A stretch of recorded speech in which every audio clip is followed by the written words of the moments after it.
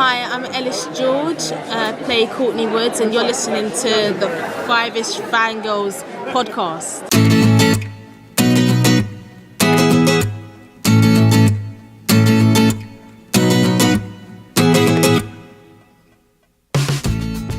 The tangents this week continue all the way to episode 159 of the Five-ish Fangirls podcast.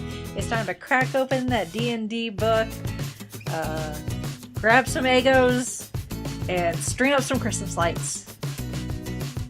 Something. I don't know. Because we're going to the upside down. We're going to the upside down. It's very slimy there. Anyway, welcome everyone to this week's episode of the Five-ish Fangirls podcast. So glad you could join us. Let's start off like we do every week. We'll go to the virtual table and see who's joined us this week. This is Brittany in Bethlehem. This is Chrissy in Salt Lake City. And this is Rachel in Indianapolis, Indiana. Hello, everyone. Hello, everybody. And Tiny. And Tiny. He is here too. You may or may not hear from him, but he's seen the show in question as well, so yeah, we're all good. He will voice his opinion when he feels like it is necessary. Yes. But we'll get to that. Yes. So, well, it's another kind of quiet news week, so, which I guess is a good thing. No news is good news. Right, especially with all the 10 o'clock news we've had in recent weeks. Yeah. The first half of the year has just been like, oh! So, let's finish off the year nicely. Let's do, shall we? That would be nice. Yep. So, first up in news is the Han Solo origin movie being directed by Ron Howard. Now has its official title, and at this point, I think that if it's not part of it's almost like Big Finish, if it's not part of the main range, that I think they're kind of at a loss for movie titles. Or something. I was just kind of like, when I saw the post, like, oh, it has a title, I'm like, what is it? Have Falcon Will Travel? Yeah. That would what do you need to call this movie? That would be slightly more exciting than Solo, a Star Wars story. Oh boy. Well, you sure weren't going to call it Chewie? Well, that's true. Call it, the Kessel Run, a Star Wars story or something. It's like, we had Rogue One, a Star Wars story. Now we're going to have Solo, a Star Wars story. Meanwhile, we have The Force Awakens and The Last Jedi and The Empire Strikes Back. And it's like, Solo, a Star Wars story. Like, really? Okay. Well, I mean, I don't mind the title. I just think it's silly that there was so much hype, and I use air quotes, around it. Yeah. But, there you go. We have a title for the movie. Yes. Woo. But I guess in happier news is this does come with the announcement that principal photography has finished. So now they can go on to reshoots and post-production. So. Yep. All that fun stuff. Which is good. All the special effect-y type things. Yeah, it's good considering the movie comes out in 7 months. So.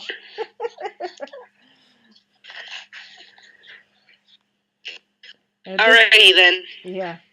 At this point, it comes out it's slated for late May, so essentially Memorial Day weekend, 2018. So at this point, it's a question of which will we get a teaser or trailer first? Infinity War or Solo, a Star Wars? I'm just excited there's something going on relatively close to my birthday. Yeah. Movie-wise. It's usually the month. I think, or the month after. Yeah, I think Disney is like, the month of May, we're just gonna take that. So Infinity War, we'll take the box office probably the first couple of weeks of the month, and as it starts to dwindle off, boom, Star Wars movie. So. Oh, and I mean, And this was the other thing. When Force Awakens originally, they said, oh, it's going to be out at Christmas. People are like, but Star Wars is a summer movie. So, I don't know. I mean, I haven't minded all these Star Wars movies coming out during Christmas, but it'll be nice to have them back in the summer blockbuster slot. Mm-hmm. Oh, yes, I know, honey. Yep. Alex thinks so, too. Yeah. He's like, don't forget my ticket, Mom. He's making his opinion on the subject known quite clearly. Yes. He's like, I like summer blockbusters. It's like, I don't know what that is yet, but I'm going to find out. Yep. Yes, you are, honey. You sure are. Yeah. Oh. And then from the BBC, I'm going to use air quotes here because the wording, is important in this particular announcement. Is they posted a picture of Jodie Whittaker with 3 new cast members for her, I guess, series, first series as the Doctor, but they specifically said there's new friends, not companions, friends. See, when I saw the news and I was posting it on our Facebook page, I kind of agonized over what to tease it as, because I'm like, well, didn't say they're companions, so I can't use Team TARDIS, so...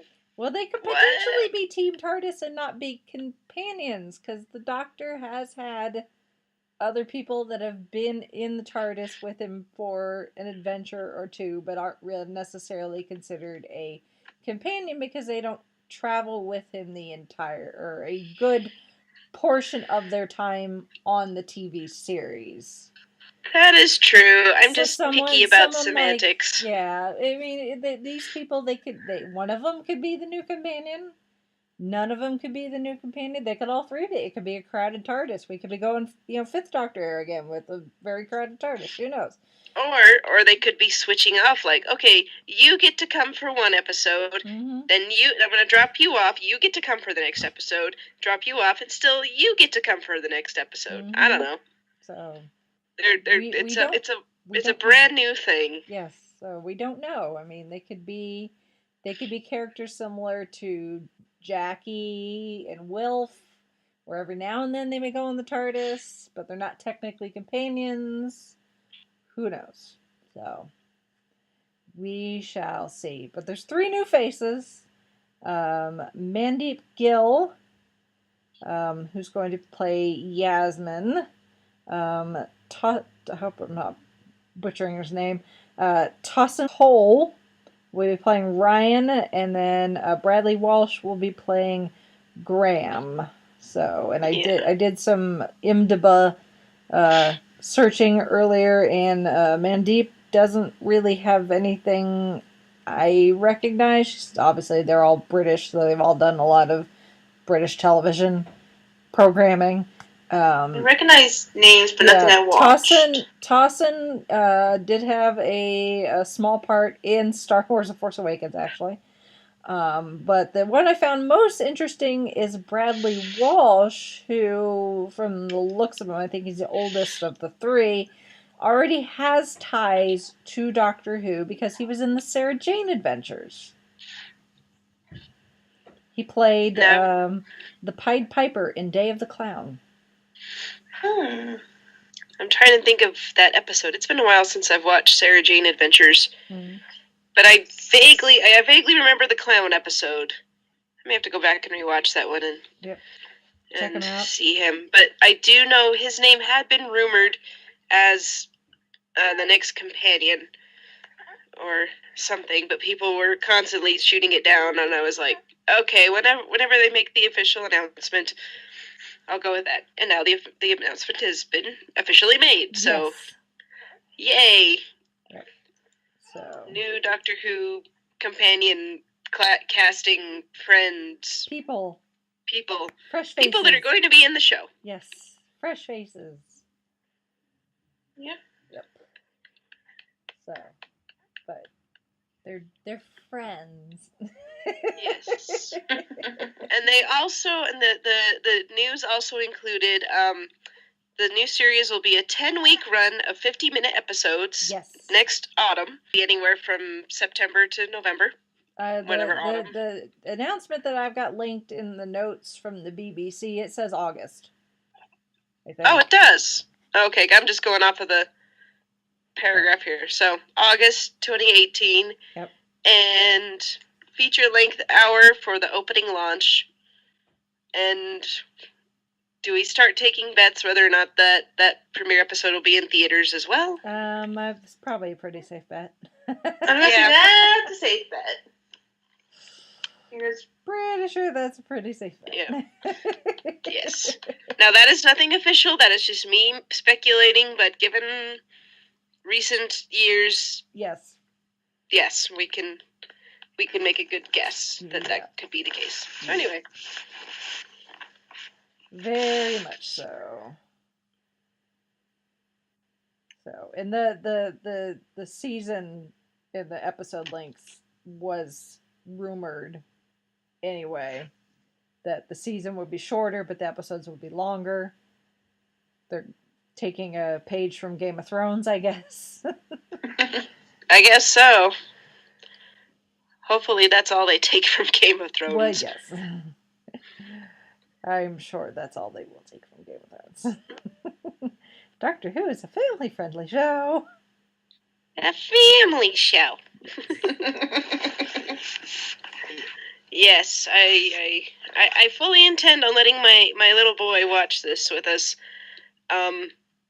So please let that still be an okay thing to show young children, yes. Please. I know not everybody has kids, but those of us who do. I think he'll be okay. So. I'm sure he will be. Considering his age, he doesn't remember much anyway. That is true. Although I'm just reminded of some recent conversations Jared and I have had about Star Trek Discovery, how it is very much not family friendly, and among other things. But that's another conversation for another day. Yes. So I'm just like, can we? Let's let one that stays family friendly. Yeah. Anyway, that's all. So, but yay! That at least gives us a timetable kind of to work with as far as when we can expect to see things. And they've not said anything yet about a Christmas special for next year, but I would be really surprised if there's not a Christmas special next year. Well, I mean, considering that Stephen Moffat basically retooled 12th Doctor's Regeneration this year to make sure there was a Christmas special. Yes. So they wouldn't lose that slot. Yeah, there better be one next year too. Yeah. Mm-hmm. I mean, Doctor Who. I think maybe they're thinking, let's get this Christmas out of the way, and then we'll talk about next Christmas. That's fair. One holiday at a time. Exactly. I would not fault them for that. So, and then that's it for news, except the poll for the book club is now up. It's posted on our Facebook page, so go check that out. Go vote. I always want to say vote early, vote often, but you can only vote once, so I guess vote early, and then if you change your mind, you have time to change it. Yep. About that. Goodreads is a little more keep honest. Yes. In that way. Yeah. Unless you have multiple accounts, but I'm just trying to find the way they've done the polls now. I was just trying to read the titles on the books, but it's kind of hard to because the pictures are so small. They make it kind of hard. You have to go to the comments. Holly always puts a comment, and that has the actual names. Yeah. Titles. So there are. Let me scroll down, will ya? Plague City, Tales of Terror, Mist and Legends, and The Shining Man. Those are your options for what you would like to read in November. Mm-hmm. The fact that we're talking about November. Anyway. Right. Oh my. I just realized Halloween is next week, and Yes. I'm hoping that that the rest of Alex's costume gets here. Yeah. I've got most of it. I'm waiting on one more piece, and I'm like, come on. I know it's been shipped. So. Well, speaking of Halloween and creepy things, scary things ish, I guess. I don't really like scary things. Well, I know we've had this discussion in the past to trying to come up with show topics around Halloween because none of us are really into like yeah. horror films or like really scary stuff.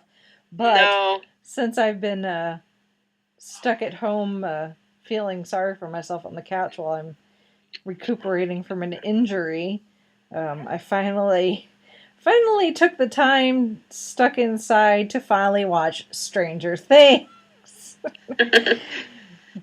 So now I know what everybody's talking about. Yeah. For better or for worse. Now, it took me a while, like you. I mean, maybe it didn't take me quite as long as it took you to watch it. But my hang up was everyone kept saying, "Oh, it's like Close Encounters of the Third Kind. It's like E.T. It's like Goonies. And there were some other ones. When I was a little kid, E.T. scared the living crap out of me. I still can't watch it. I know it's a cute little show about a bunch of kids who find a cute little alien and try to get him home. That is not what I remember as a child. Yeah. So, when you tell me, oh, E.T., it's just like Stranger Things, it's just like E.T., I'm just like, no. But then I finally just kind of mustered up the courage because everyone was talking about it, and I'm like, I'll give it a try. So then I watched it, and I watched it in, I was going to just watch one episode and then, save the rest for when Jared could come watch it with me. Mm-hmm. I ended up watching it the rest of the evening. Yeah. Yep. And we still haven't gotten him to sit down and watch the series with me. Chauncey's actually the one that jumped on it and watched it and consumed it in a day to a couple of weeks to tell me how much I really needed to watch this show and how good it was and how amazing it was, and it was the 80s and blah, and he kept telling me, and then finally I was like, I will get to it. Do you know how long my list of things to watch is? And it's constantly growing. I'm excited you're excited about something new, considering this is the same guy that's watching the Andy Griffith Show for the third time in a row straight through.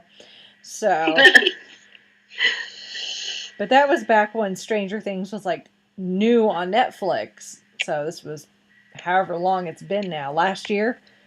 Yeah, it was last summer. Summer of 2016 was when it was out. Yeah. Yep. So I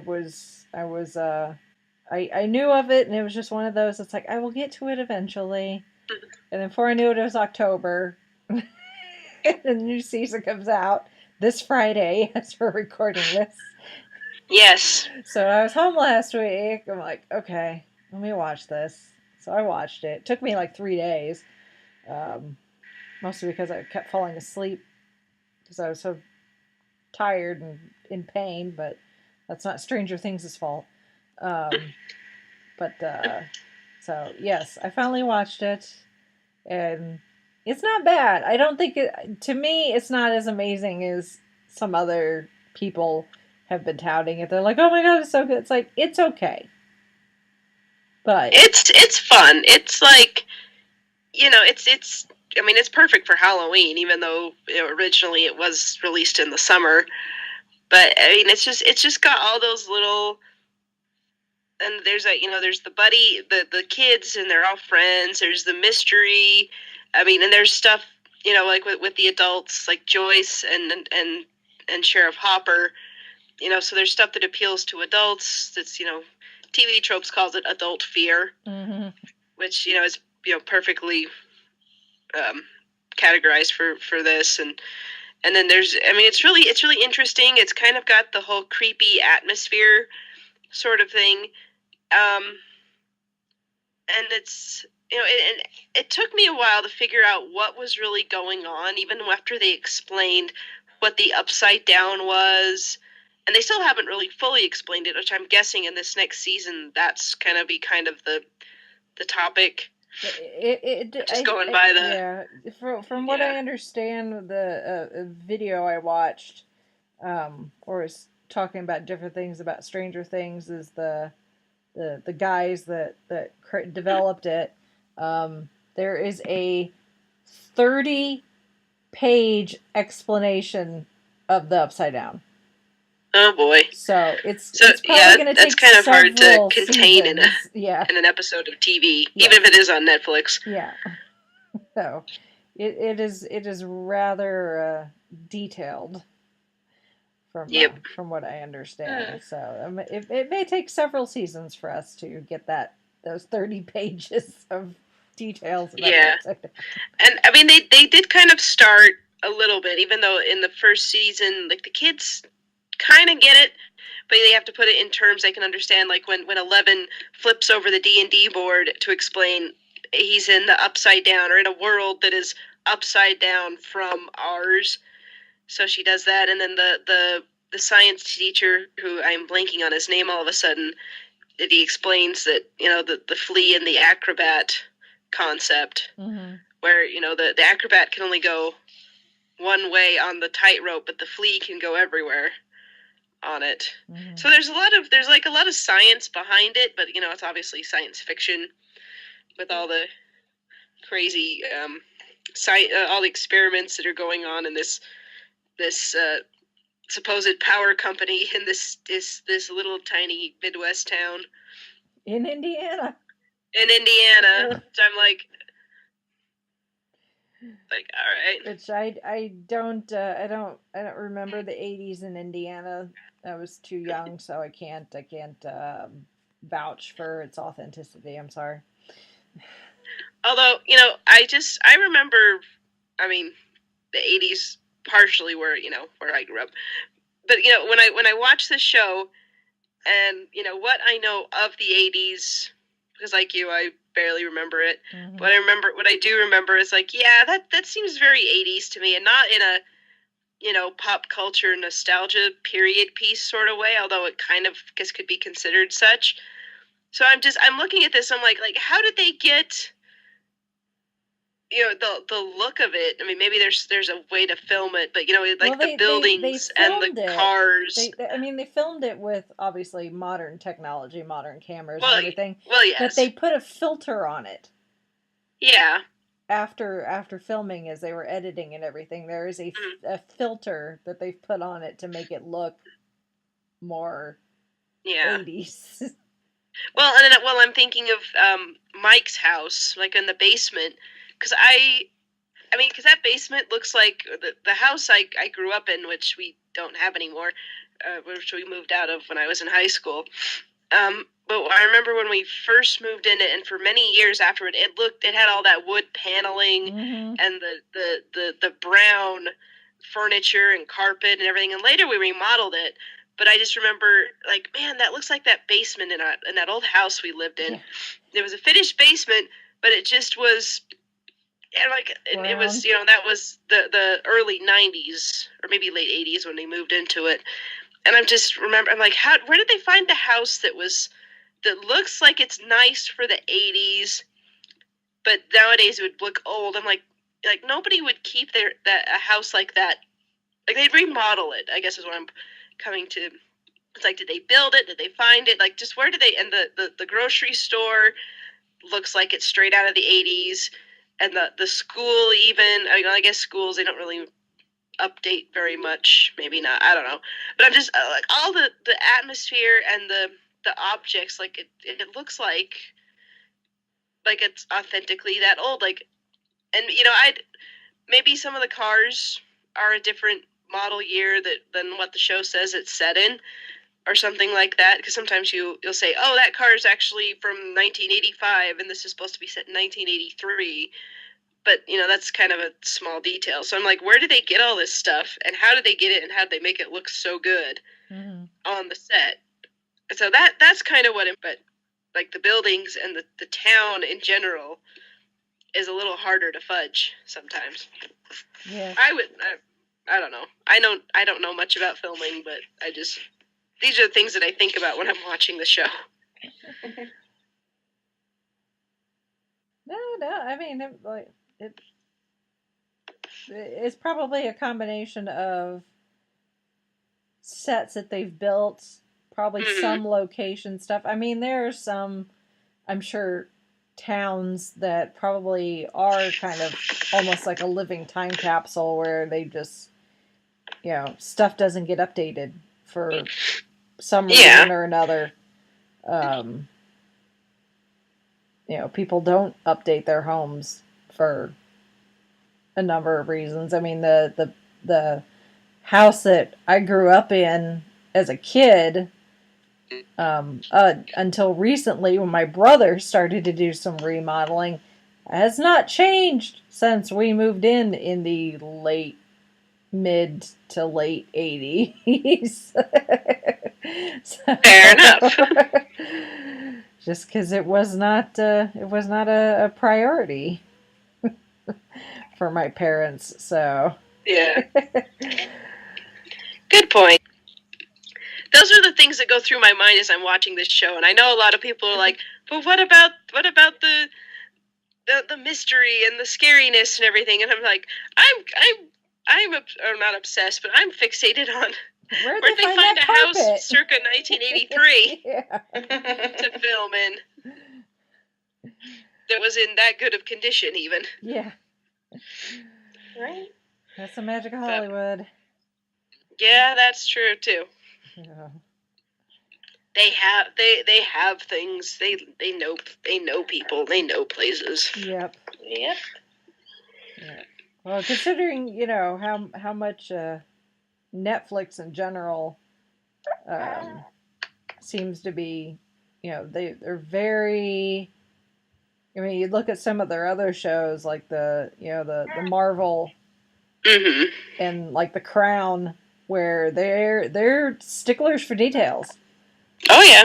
So they make sure it's believable. Yeah. Well, I mean, I thought the same thing about The Crown. I'm like, what did they let you film in Buckingham Palace actually? Mm-hmm. Like, no, or they finding spent, stuff from the 50s. They just spent a crap ton of money. Yep. It's like they have a lot of subscribers. They do. That they do. Which I guess makes sense. So I don't know, like just the whole concept of the show. When you hear the premise of it, is it's a mashup of stuff from Steven Spielberg, Stephen King, and those 80s movies and different things. Like you kind of wonder, is this going to work? Is this going to be just a nostalgia trip? Or are you actually going to tell a good story? Mm-hmm. And I think the nostalgia, it's there, but it's not the primary part of the story. It's just sort of background noise. Mm-hmm.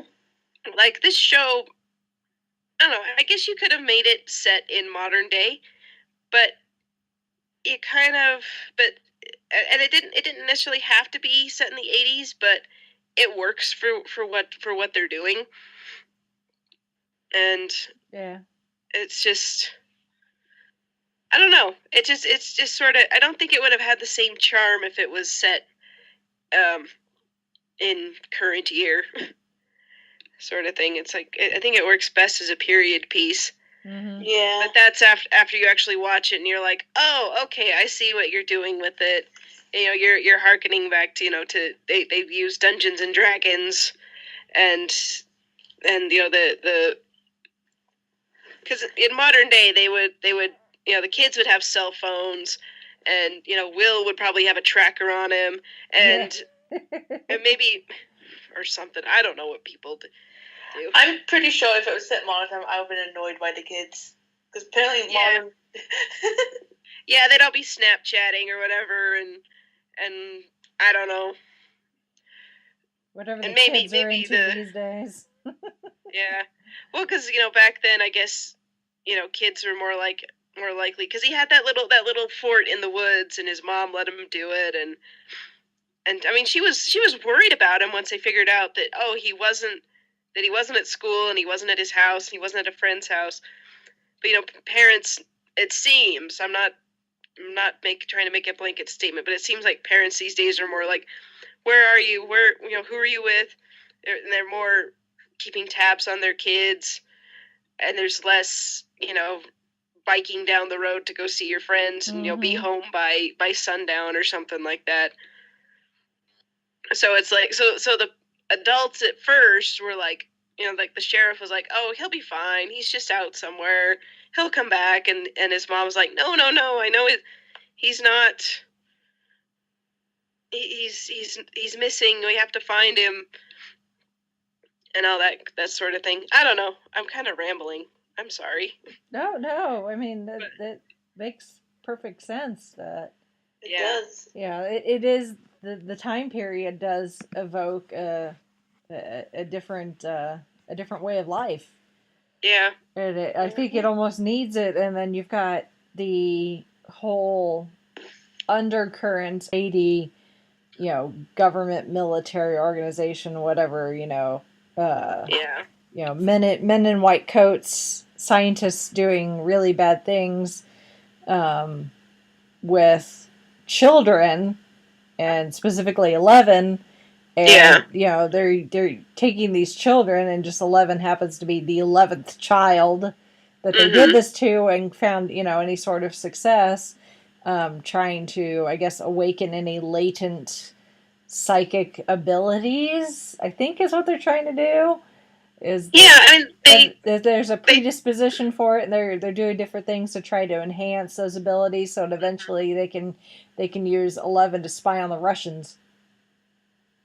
Yeah, because this is the and then she accidentally opens up this portal to this other world, this the Upside Down, this copy of our world, but it's a lot creepier, and you'll probably die if you stay in it too long. Yes. And now they're like, forget the Russians, we're going to explore this place, because this is cool, and there's a big old monster that's going to come eat everybody, so now we got to fix the problem. Yes.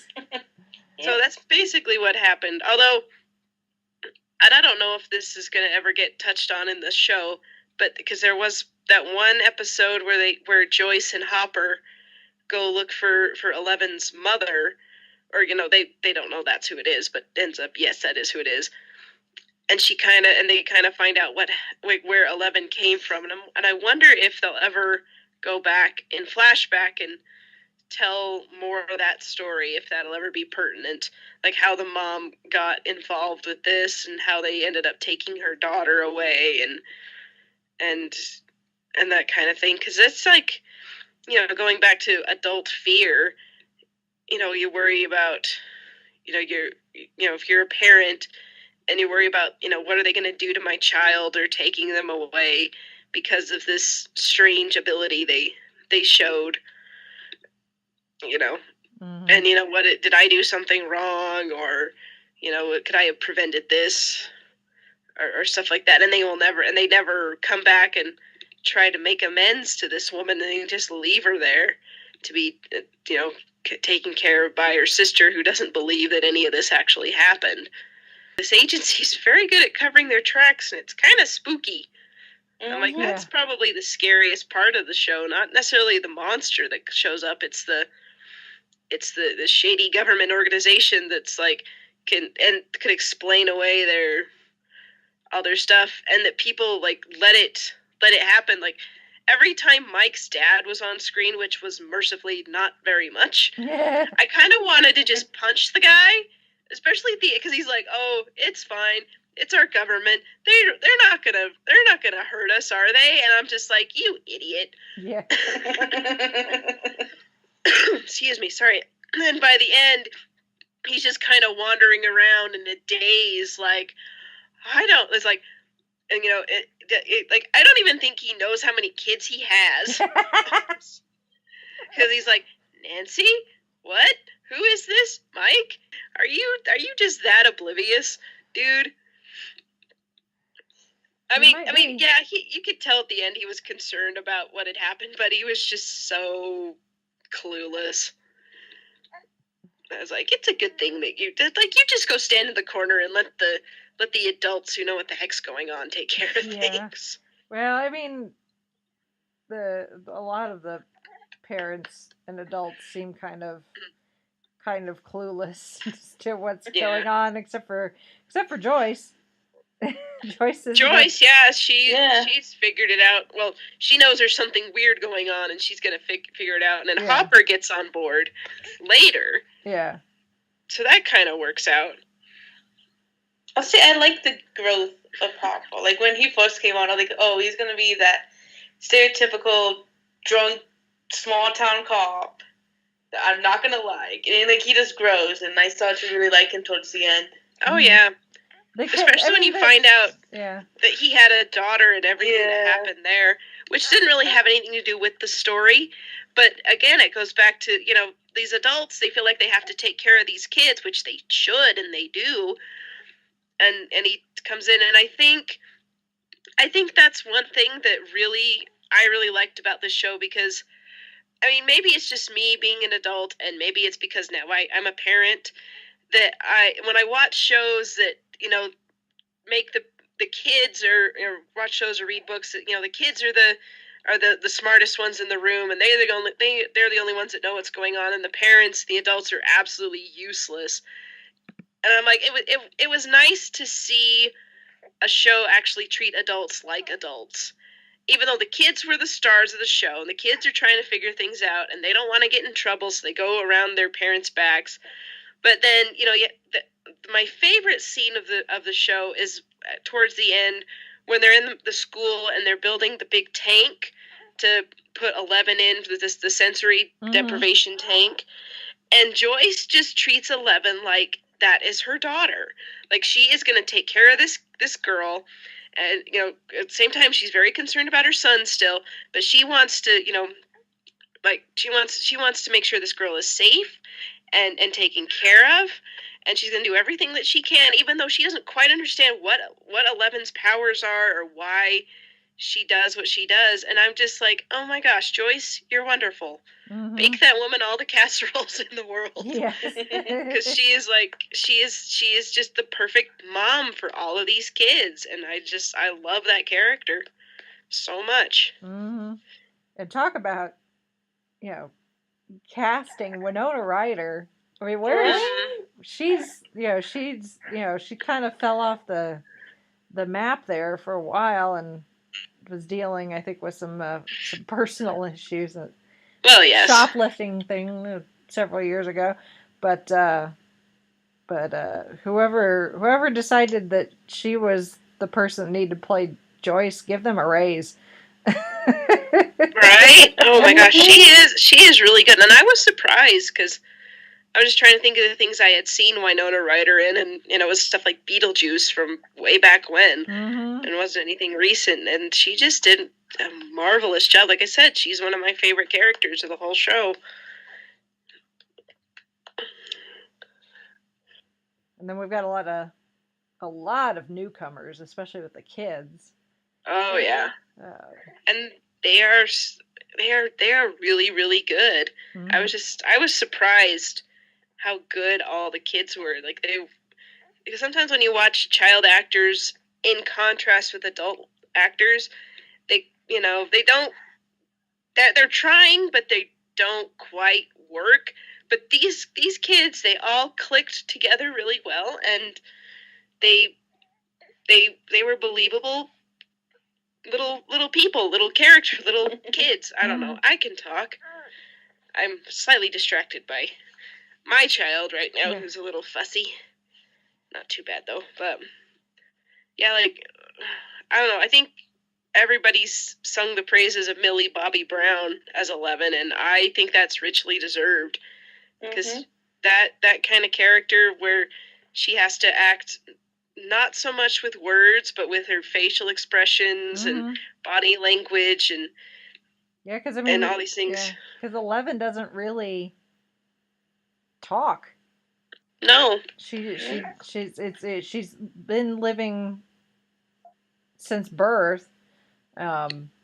She's been subject to being with this shadow organization, and the head scientist or whatever has kind of taken on this father role.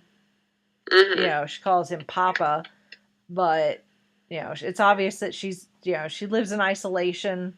She doesn't get to play or talk to other kids or anything. She's just around these scientists. She's a science experiment. They hook her up to all the wires and dunk her in the tank and make her do all these really scary things. And she the character, she just did a really excellent job portraying that scariness. Yeah, especially for a kid.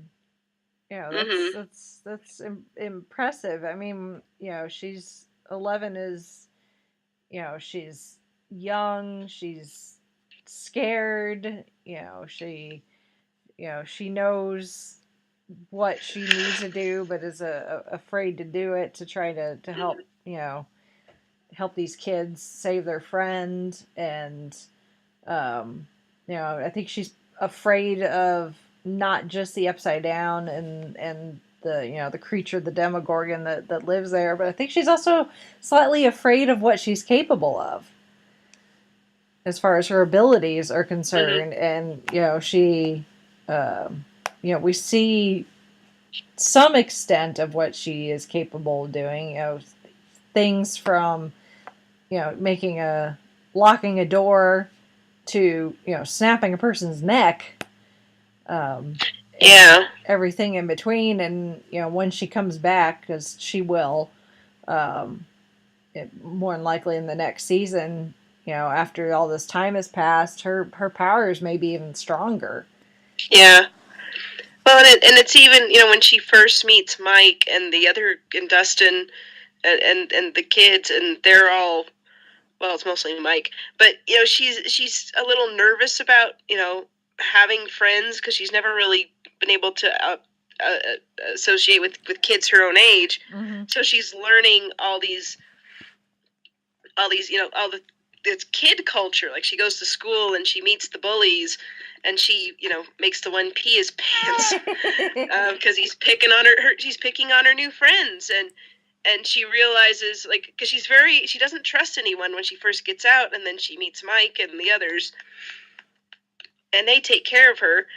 And then she becomes, like, she learns their terminology, and she knows, she learns about Eggos, and those are her favorite food.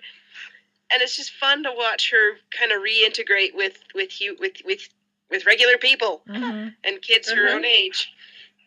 And it's just, I love it.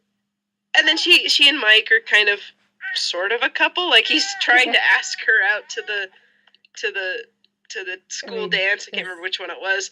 And he doesn't really quite know how to do it, because he's a middle school boy and they're awkward as heck. Yes. And, like, that was just adorable. Yeah.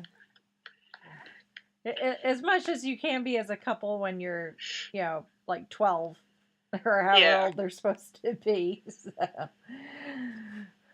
Young love. Oh, yes. So cute. So and that's one of the things that surprised me is, I knew the basic plot. I knew how it ended, even before watching it, just because I'd seen bits and pieces of when Chauncey was watching it. And of course, it's been so long since it appeared on Netflix, so it's everywhere. So you end up finding out things via osmosis. And so going into it, I'm like, well, I already know, like, of what's going to happen, but one, context, Well, yes, you're missing context a lot matters. there. Context matters. But I was surprised because while you have some stereotypes, some character stereotypes, they do take some characters and pull that preconceived notion of the stereotype out from under you. And I think the best example of that is the the boyfriend. Oh, right, Nancy's boyfriend, because I routinely forget about him. yeah, but because he seems like you're just your typical like jock type who's just wants to go out with the hot girl and maybe get in her pants, and he eventually he ends up turning on her because she befriends Will's brother, and he's hanging out with other jerks, people that play pranks and bully. They're essentially just more grown-up versions of the bullies that pick on Mike and his friends. But at the end, he ends up realizing, no, being a jerk is stupid. I'm making a really dumb decision here, and ends up fighting alongside Nancy and Will's brother, and helps them save the day and everything. And it really surprised me. I just assumed that he would be this jerk and he would stay that way, but no, he actually redeems himself. I'm like, oh, well, that's a refreshing change. Yeah, it's supposed to be this surprise because he's been hanging out with the other two that I can't remember their name, and I don't really care to because they're just awful. Yeah. Yep. And all the comments they make, and they paint Nancy Wheeler as a slut up on the marquee at the theater, and I'm just kind of like, really? It's like you're just Yeah. And I mean, at that point, I was still mad at him because I figured he was in on it. Mm-hmm. And then he and Jonathan get in a fist fight, and all that goes on. And then he shows up at the end at the buyer's house where Nancy and Jonathan are about ready to go toe to toe with the Demogorgon, and they're like, "What the heck are you doing here?" Mm-hmm. And and he doesn't know what in the world is going on at all. He just thinks Nancy and Jonathan are at Jonathan's house doing whatever. But they're setting up traps and arming themselves, and they're just like, here, hold this, hand him a baseball bat with nails in it, and he just kind of rolls with it, and it's like, okay, you're not as big a jerk as we thought you were, but I still don't want you with Nancy. And they're still together. And I'm still together at the end. Fine. They're all cuddly at Christmas. Okay. Yeah, even though Nancy did give a replacement for his camera, which, okay, true, he should not have been taking pictures of Nancy like that. Yes. And I'm not using but, I'm using and on purpose. And it was a good thing he took pictures of Barb at the pool because, and he got a picture of the monster, fuzzy as it was, and then that kind of started them figuring out what had happened to Will and Barb towards the end. And so that was a good thing that came out of it, even though he did something very, very wrong with it. Yes. And he did seem sorry for what he did, so I can forgive him. Just don't ever do it again. Yeah. Don't be a peeping Tom. It's bad. Yes. Did we learn nothing from George McFly? You fall out of a tree and you get hit by the car. Yeah. Yep. Something like that. Yeah. I guess in his defense, that's still like 2 years in front of him. That movie. That is true. that true enough. Yeah. I don't know. It's just I hated when the bullies broke his camera after all that. I don't know. There was although I really didn't like that he was taking pictures of Nancy. Yeah. But he took a lot of nice pictures otherwise. Like, focus on that. Yeah. But that doesn't justify destruction of property, though. No, it doesn't. On the in that scenario, everybody was at fault. Yes. Although the bullies, they were the ones who needed a good kick. Yeah. Because they never redeemed themselves, and I kind of hope that something terrible happens to them in the next season. I can't think of what, but something. Oh, there are some characters that when they show up, I'm just like, oh, you go away. Yeah. Just leave. Why are you here? Yeah. I can't stand you. Those two are some of those characters, and I can't decide if I dislike them worse than the middle school bullies or not. I think it's a tie. Well, I mean the middle school bullies compared to the older bullies, I think maybe slightly worse. I mean, because the older bullies, yeah, they're mean and they, obviously painted, something very not nice on them. Yeah.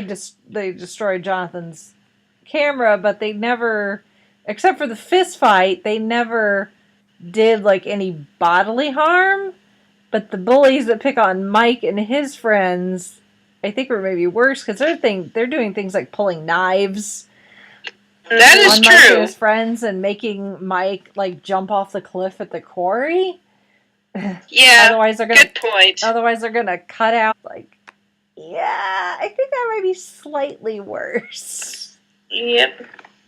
And that's saying something. Although they did get their comeuppance, I think that's part of what just kind of in my mind is, they were, because 11 made the one boy pee his pants in front of the school, and she scared the crap out of him at the quarry. Yeah. After they tried to, basically kill Mike and threaten Dustin. So I think after 11, did her thing and scared him off. Part of that is like, it's like, okay, you're getting punished for it. I'm happy about that. Yeah. Does that make me a terrible human being? I kind of don't care. Yeah, they're fictional. They're fictional characters, so you don't have to feel too bad. That is true. I would say. Yeah. Although the one you see him come into the police station with his mom later, and I'm like, wow, you live with that? And his mom is like screaming about, oh, my baby, you did this to my kid. What did you do? And I'm like, oh my gosh. Okay, maybe that is some pretty strict punishment for your character. Yeah. He lives with the Stranger Things equivalent of Petunia Dursley. Right? Oh my gosh. Like, and she's annoying even to the sheriff. He's just like, just go away. Yeah. Hopper's like, I've got more important things to deal with than your kid getting beat up by a girl. Yep. At least till we find out that that's important. Yeah. Even if it is a girl with a shaved head and psychic powers. Yes. Yeah. Good old 11. Yes. Yep. Everyone needs a friend like 11. Yeah. I like after she's, at the quarry and the bullies run off and Dustin's like, that's right, run. She's our friend and she's crazy. Like, yeah. And she is Dustin. She is. I know. I mean, that scene is freaky enough. Yeah. Mhm. And yeah. Although I love that episode's called Monster. The Monster. Is it the Monster or Monsters? I think it's just the Monster. And they don't really ever see the actual monster, or they don't really deal with it. It's always it's kind of the episode revolving around the bullies and how awful human beings can be to one another. Good job, writers. I see what you did there.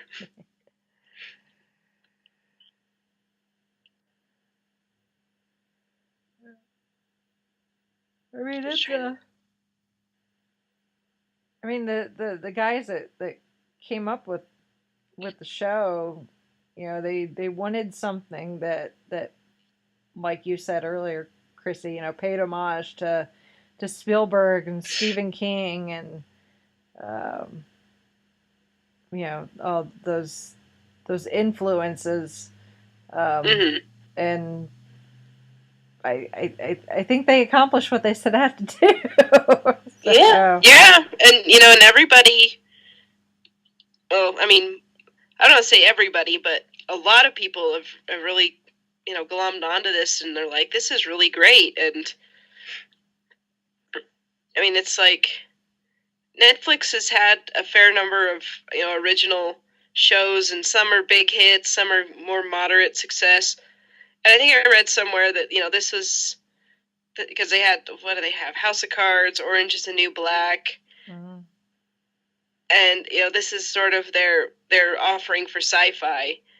Because those other shows are more drama, comedy type of things. And I'm like, I can't say that I disagree with them. Because it's just, I think it's just, and people just sort of have latched onto it, and I think it's great. Mhm. I've had friends and family who I'm pretty sure would never watch anything like this. And they tell me, "Oh my god, you watch this?" I love them, like, really? This is pretty awesome. Mhm. Yeah.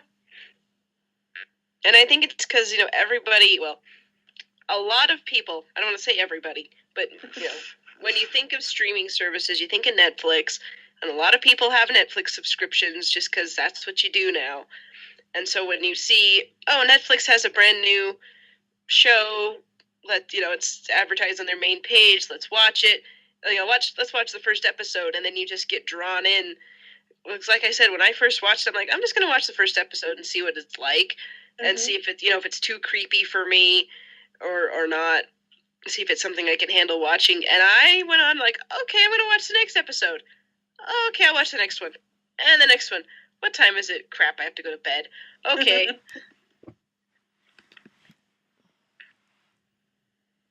But, I mean, that's just, that's the hallmark of a good story, is you don't want to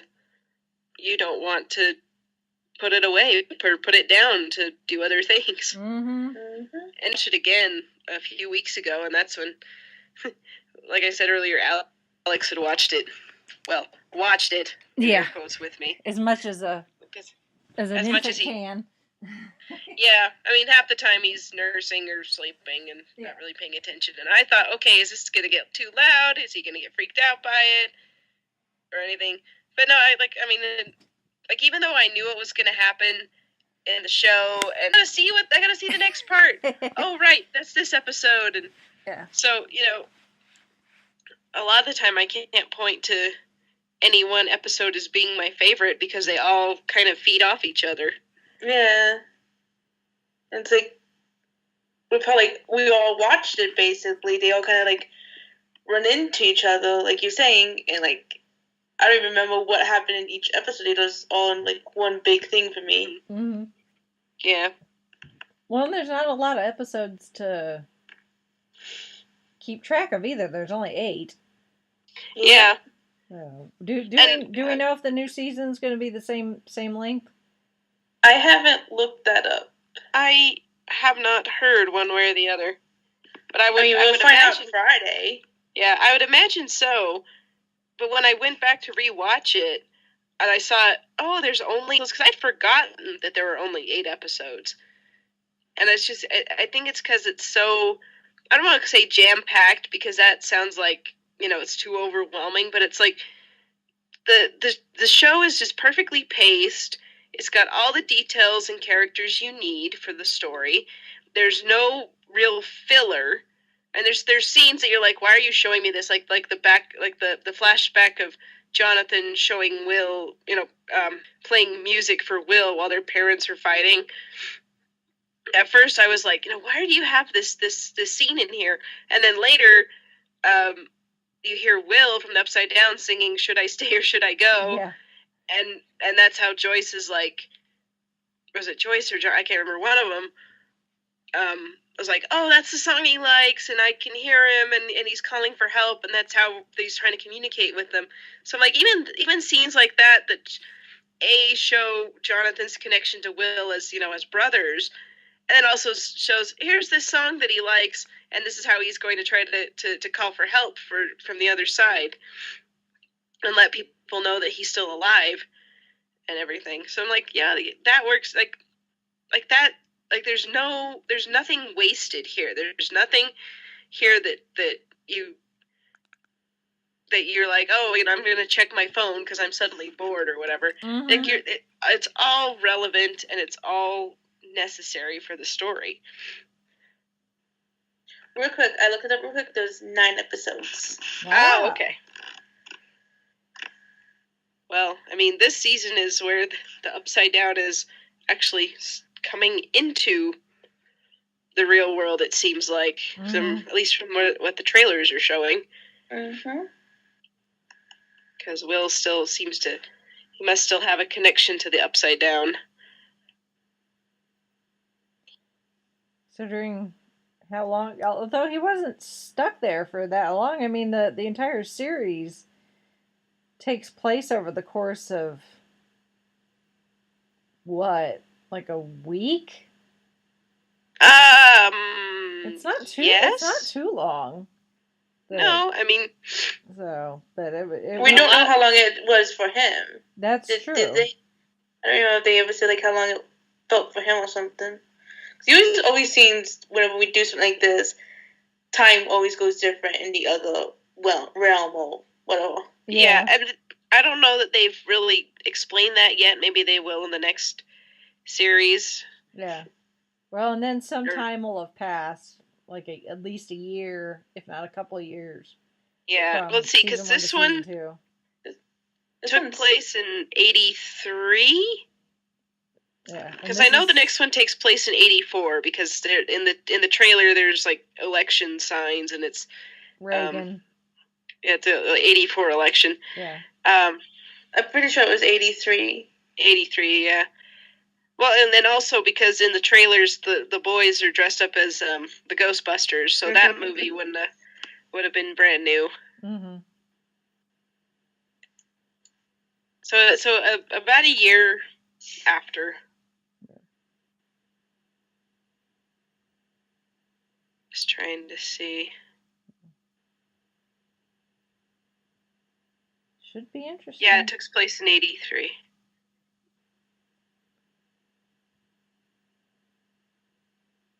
But yeah, I'm looking forward to the next one, and I'm a little annoyed because we have a bunch of family stuff we're doing this weekend, and I'm like, dang it, I'm gonna need to find time to watch this. Yeah. Like, well, my plans are watching it next Tuesday on Halloween. Oh, okay. Well, there you go. I mean, I would watch it all, though, but yeah, I can't. Well, I could, but darn work schedules and stuff. Yes. Yeah. But hey, if I don't work, I can't watch Netflix. See, there you go. Well, and that's the whole point of Netflix is you can watch it whenever you want. Mm-hmm. This is true. Yeah. That's I do have to give Netflix that, especially. I mean, obviously we've got other shows and movies and programming on Netflix, but their original programming, whether it's something they've come up with or they've bought from someone else, like they did with Stranger Things, it was being pitched, and they snatched it up within like 24 hours of hearing about it. But these things that are being developed specifically for Netflix, at least the ones I've watched, the Marvel and The Crown and Fuller House are really the ones that I've watched, and I can't complain. I say my hard-earned money. It's Chauncey paying for it, but our hard-earned money, I think, is well spent. And even with the few price increases that we've seen since we started Netflix, I can't say I'm, complaining. It's worth it. It's worth it because I can see where the money is going. In these Netflix exclusive programs. I'm like, well, yeah, if you're going to give me more of this, yes, I will pay an extra $1 a year or month, an extra $12 a year for more of this. Yeah. Mm-hmm. Just keep Well, the and stuff like, cause coming. I read somewhere that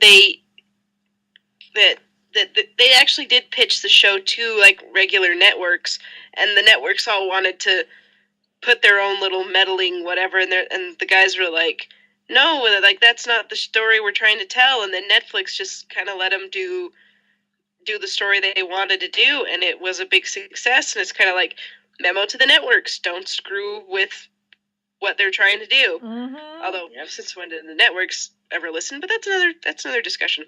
Yes. So yeah, Netflix, keep it up. Stranger Things is worth it. Mm-hmm. Yes, it is. Money well spent. Yes. On all accounts. Mm-hmm. Very much. Although I sure would like to have some closure about Barb. Yeah. We might. I mean that'll probably happen. Yeah. I mean, the last time we saw Barb, it wasn't looking very promising. No. I mean, she might come back and be one of the Demogorgon's little minions or something. Yeah. Or something. That would be. Yeah. Or she could be something else. I mean, at this point, all we know is this creature. We're calling it the Demogorgon just because that's what the boys called it, because that's a creature out of D&D. Mm-hmm. We at this point we don't know if that's the only thing that lives in the Upside Down. Well, going by the trailers for season 2, and that big tentacle monster in the distance. Yeah. Yeah, there's some other stuff going on. It's not the only inhabitant in the neighborhood. Ew. So. But we'll find out come Friday, I guess, or whenever it is. Whenever you get around to watching it. Yeah. I promise it won't be over you. Yeah. This time. Yeah. Well, it took me a few months to decide to watch it the first go around, and I don't know. I was kind of glad that I let the hype die down. Well, not die down a little bit, but kind of calm down a bit. But I'm afraid that if I do that this time, I'm going to be way spoiled. Although I was kind of spoiled the last time too. I don't know. We'll see what happens. Yeah. I don't know how I managed, but I managed to actually stay mainly spoiler free. Like, I knew little things, but nothing major. And I'm shocked because I didn't start watching it until a few weeks ago. Well, I must have been lucky. You must have. Well, and we even Salt Lake Comic-Con even had Millie Bobby Brown come to Comic-Con last year. And this was before I watched it. And after I watched it, I'm like, dang it, I could have met her. And I missed my chance. Yeah. Well, she was at Indiana Comic-Con this year. And judging from all of the, I don't want to say, because they weren't just girls, but all the people running around in pink dresses holding boxes of Eggos. I don't think the hype is going to die down anytime soon. No, indeed. Which I'm fine with. Yeah. And I'm sure Eggo is appreciating the marketing. I know, and I'm like, I bet you anything this wasn't actual like product placement. Like they pay a fee and put it in the show. I bet you it was just like, hey, let's have her like Eggos. Yeah. But I don't think whoever owns Eggo's, Kellogg's maybe, is complaining. No, probably not. So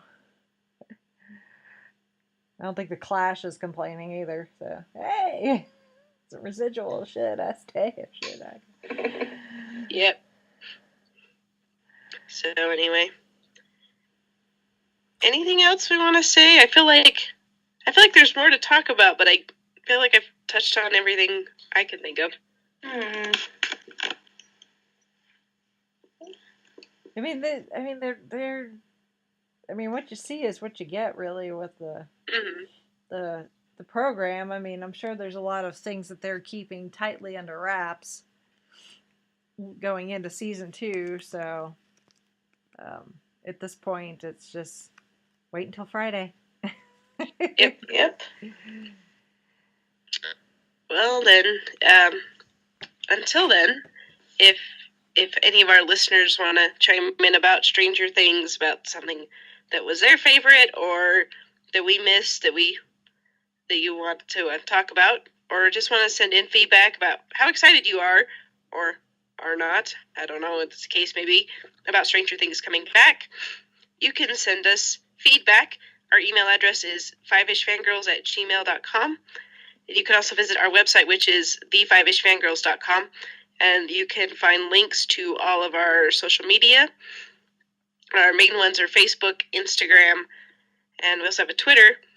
And you can leave us comments there as well. And if you would like to support us financially we have a Patreon account, such as with server space and things. And those who are patrons on Patreon, we thank you so much, because without you, we'd just be here babbling to ourselves and not really doing anything productive.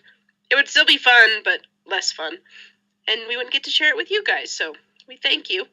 And, excuse me, you can also go to our Amazon link to on our website as well, and that also will help us, help support us monetarily.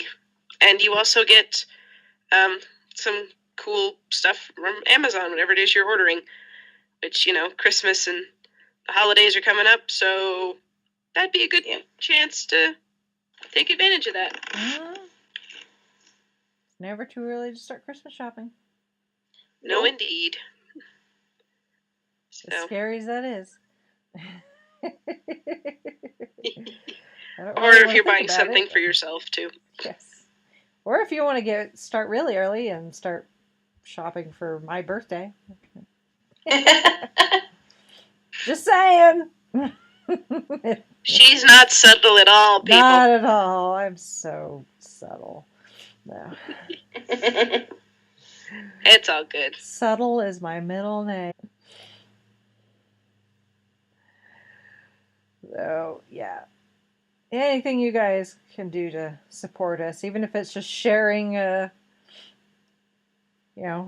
stuff we share on Facebook, whether it's a new episode of the podcast, or if we share,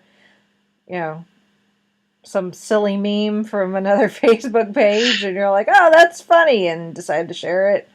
That's awesome too. So, leaving comments, whatever else. Yeah, leaving comments and all sorts of fun things. Share the love. Yep. Love all around. It's all good. So. But we love you guys. And yep. hope you're still enjoying the show. Yep. Because we enjoy making it. Yep. And hopefully it will, those of you that are local, hopefully I will see some of you at Who North America on Saturday for Doctoberfest. Hopefully we don't freeze to death. Janie has said the event's gonna happen come rain or shine, and we're gonna be like the post office, come rain or shine or sleet or snow, which as cold as it's going to get, it may snow yet. So, oh boy. If anyone wants to bring me warm beverages and blankets, I would greatly appreciate it. Wear your long johns and your the long johns are probably going to have to come out for the first time for the season this weekend. So. Well, it's definitely that time of year. Yeah. Yep. So everyone, and be safe on Halloween if we, which isn't until next week, but still, be safe and have fun. Yeah. Yep. I know some places they trick or treat, not necessarily on Halloween, depending on schedules and the like. So, anyone who lives anywhere where your Halloween festivities are this weekend and not on Halloween itself, be careful. Yes. Yep. Watch out for the Demogorgon. Indeed. Yep. So, Now that's freaking me out. Yeah. We're probably not going to do full-on trick-or-treating. I mean, it's probably just going to be go to Grandma and Grandpa's house in costume and take pictures, but still. Yeah. Boy. All right. Well, with that pleasant thought, Hey, Halloween is fun, and you all should go trick-or-treating, and it's fun. Yes. And I'm not trying to bring you all down. Yeah. Candy. Don't bring me down. Okay. We better sign off. We're getting silly. Yeah. You're getting silly, at least. Yes, I am getting silly. It's this cold I've been fighting off. Yeah. All right. Well, with that, let's sign off for this week. This is Brittany in the Upside Down. Say goodnight. Sorry. It's like, wait, what? Oh, gosh. This is Chrissy in the Upside Down saying goodnight. And this is Rachel in Indiana. Which is not upside down where you not are. upside down, last I checked.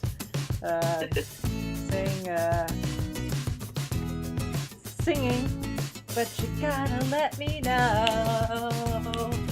Should I stay or should I go?